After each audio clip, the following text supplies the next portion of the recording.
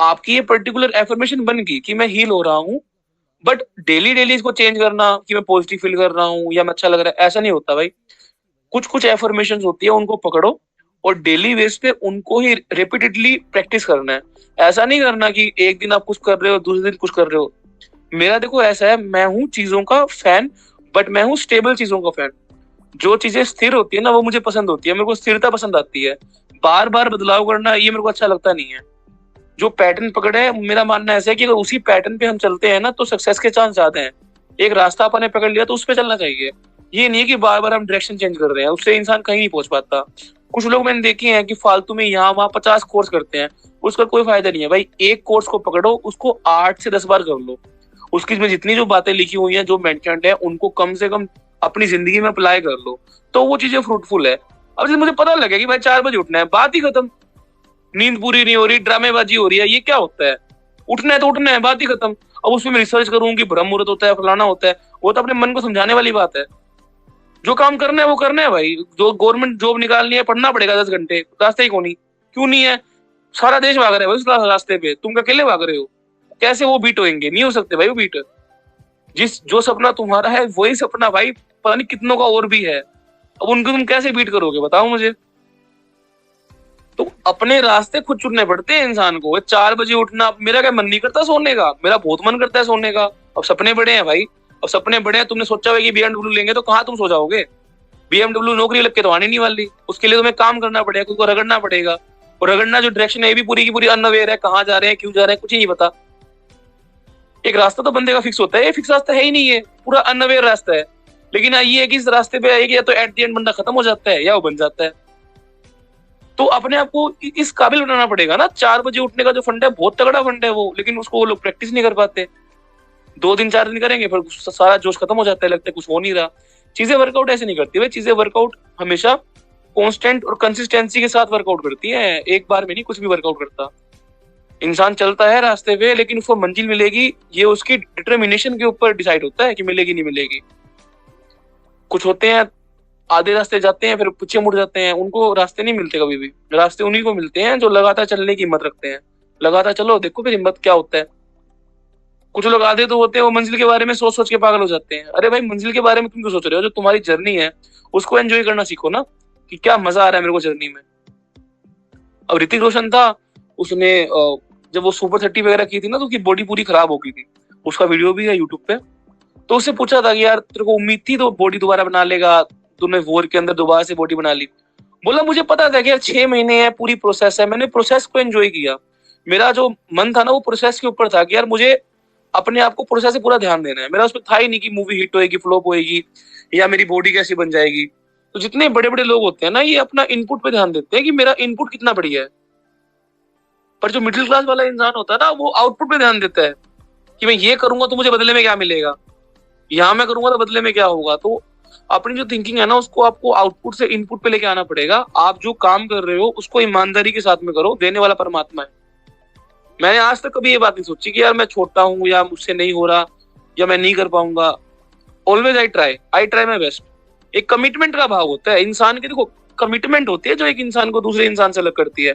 अब जैसे मम्मी को मेरा डेंगू वगैरह हुआ, तो उस टाइम काफी डिस्टर्ब हुआ था मैं। तो मैं बोल देता कि 3-4 दिन मैं नहीं लूंगा, बट नहीं। एक कमिटमेंट का भाव होता है, बोला है करवाना है तो करवाना है भाई, चाहे आपको हॉस्पिटल के रूम से क्यों ना करवाना पड़े। वो इंटेंसिटी होती है इंसान के अंदर।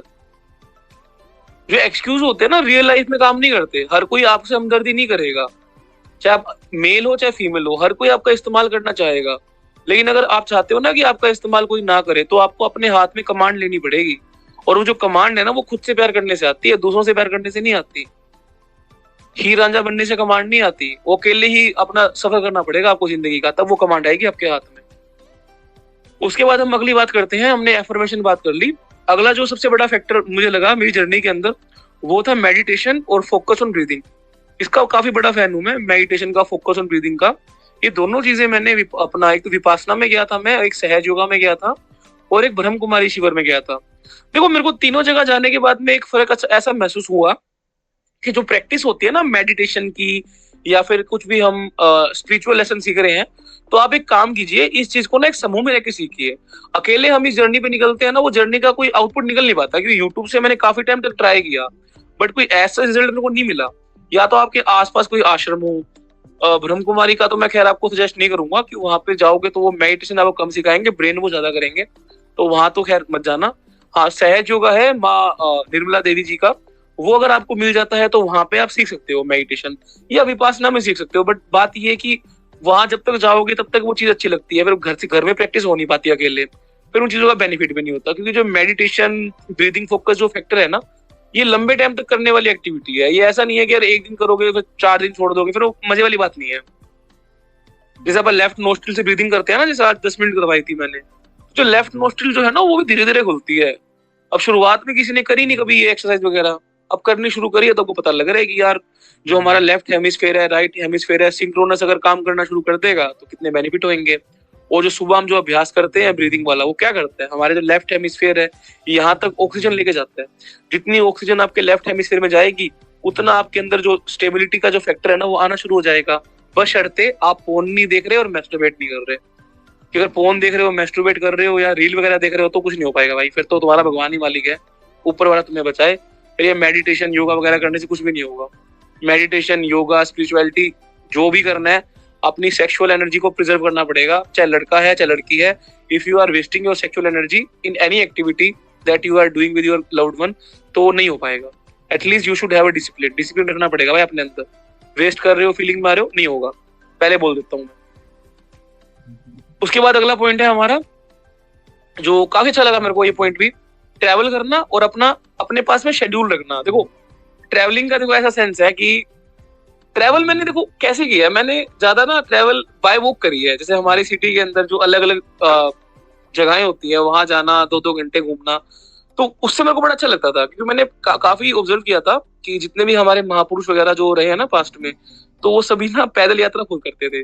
तो मुझे लगता था कि यार पैदल यात्रा करने से क्या होता है, बट हाँ मुझे ऐसा काफी रियलाइज हुआ कि पैदल घूमने से, अच्छी खासी वॉक करने से ना हमारा माइंड ओपन होता है, धीरे धीरे हमारे दिमाग में नए नए थॉट आते हैं, और हमारा जो ब्रेन है ना वो एक अलग डायरेक्शन में काम करना शुरू कर देता है। बशर्ते आप जो सैर वगैरह है ना, जो मॉर्निंग वॉक कर रहे हो, मॉर्निंग वॉक ज्यादा बेनिफिशियल है कंपेयर टू इवनिंग वॉक के। उसमें भी आप एक काम कर सकते हो कि घूमते फिरते अपने दोस्त से फोन पे बात कर सकते हो, पॉडकास्ट सुन सकते हो, या आप साइकोलॉजी कवर कर सकते हो। मुझे आज भी याद है जब मुझे घूमने फिरने का मेरे को बड़ा शौक है, बहुत टाइम से घूम रहा हूँ मैं। कोविड के टाइम से मुझे वॉकिंग का शौक लगा था, मैं लॉन्ग वॉक करता हूँ, मैं 2 घंटे 3 घंटे वाली, 1 घंटे वाली वॉक नहीं करता। तो घूमने घर से निकल गया, अपने कान पे बड लगा ली, उसमें कोई भी पॉडकास्ट लगा ली 2-3 घंटे की, वो चल रहा है, बंदे बोल रहे हैं, आपस में बात कर रहे हैं, उनको मैं सुन रहा हूँ। उससे क्या हो रहा है, मेरा भी एक्सपीरियंस बढ़ रहा है, मेरे को भी जानने को मिल रहा है कि दुनिया में क्या क्या चीजें होती हैं, कौन कौन से लोगों के एक्सपीरियंसेस हैं। घूमते घूमते मेरी ग्रोथ हो रही है। या कुछ भी मैंने कोई अच्छा सा लेक्चर सुन लिया, किसी चीज के ऊपर कोई डिस्कोर्स सुन लिया, जैसे ज्ञान वत्सल स्वामी जी है मेरे फेवरेट है, उनके लेक्चर मैंने सुन लिए। तो उससे क्या होता है, बेसिकली वो ब्रेन फूड है, आपके ब्रेन में जा रहा है। सेम टाइम पे आप वर्कआउट भी कर रहे हो, आपका वेट कम भी हो रहा है, आपकी बॉडी हेल्दी भी हो रही है, एट द सेम टाइम पे आप अपने ब्रेन को अच्छा फूड भी दे रहे हो। जो हमारे विचार होते हैं वही तो हमारे शब्द बन के मुंह से बाहर निकलते हैं। अगर मेरे मन में विचार ही ना आए, अगर मेरी जो मैं इस समय बात आप सबसे कर रहा हूँ, अगर मेरे मन के अंदर विचार ही ना हो, तो मैं लगातार बोल ही नहीं पाऊंगा, मेरा फ्लो टूट जाएगा। बट मेरा फ्लो क्यों नहीं टूट रहा, वो इसलिए नहीं टूट रहा क्योंकि जो मेरे मन में जो विचार बनते हैं ना, वो एक प्रॉपर चैन में बनते हैं। और जब आपके मन के विचार जो होते हैं वो चैन में बनने स्टार्ट होते हैं ना, तो जो थॉट्स की चेन बनती है उसमें वो ब्रेक कभी भी नहीं आता।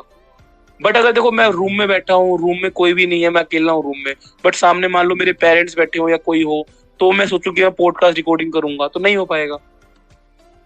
इसके लिए देखो आपको एक अलग सा स्पेस चाहिए, एक अलग माइंडसेट चाहिए, आपके ब्रेन में क्लैरिटी चाहिए, तो आप इन चीजों को अच्छे से एक्सप्लेन कर पाओगे सामने वाले को, सो दैट सामने वाला इंसान उन चीजों को समझ पाए। क्योंकि बात ये नहीं है कि आपको कंटेंट डिलीवर करना है, बात ये होती है कि जो कंटेंट डिलीवर हो रहा है वो सामने वाले को समझ आ रहा है कि नहीं आ रहा, उसके हार्ट में जा रहा है कि नहीं जा रहा। तो जो हार्ट में जाने वाला जो कंटेंट होता है ना, वो पूरा एक मतलब सिस्टमेटिक तरीके से ही फ्लो आउट होता है। तो अगर आपको थिंकिंग को अच्छा रखना है तो आपको अच्छी किताबें पढ़नी पड़ेगी, अच्छे लोगों को सुनना भी पड़ेगा, अच्छे से अपने बिहेवियर के अंदर पोलाइटनेस, हम्बलनेस लानी पड़ेगी, एक ऐसा एटीट्यूड भी रखना पड़ेगा कि लर्निंग मोड वाला एटीट्यूड। ये नहीं है कि मुझे सब आता है, आई एम अ चैंपियन, या आप सब पे रोब झाड़ रहे हो, बदतमीजी कर रहे हो, उससे कुछ नहीं होता। जितने जो इंसान बड़ा बनता है ना, वो इंसान उतना हम्बल बन जाता है। तो कभी भी लाइफ में ग्रो करना है ना, तो आपको अपने अंदर हम्बलनेस पैदा करनी पड़ेगी। दूसरों के ऊपर ऑर्डर करके बॉस बन के ना लाइफ में चीजें आगे बढ़ नहीं पाती। और सबसे जो आखिरी पॉइंट है हमारा इस ब्रेकअप की जो पॉडकास्ट है इसकी श्रृंखला के अंदर, देखो, अपने को अगर चाहते हैं ना कि हमारी जिंदगी में परिवर्तन आना स्टार्ट हो, या हमारी जिंदगी में कुछ भी बड़ा बदलाव आ जाए, तो एक आप काम करना शुरू करें। अगर आप लोग जो सुन रहे हैं, 16 लोग मुझे सुन रहे हैं फिलहाल, तो इस एक्टिविटी को अपनी जिंदगी में लाएं कि आपकी गली में कोई भी कुत्ता है या फिर कोई भी गाय है, कोई पशु पक्षी जो भी है, उनको ना डेली खाना देना शुरू करो। चाहे आप एक टाइम उन्हें खाना खिला दो, लेकिन उस एक्टिविटी को ना डेली रखना है। वो एक्टिविटी मिस नहीं करनी।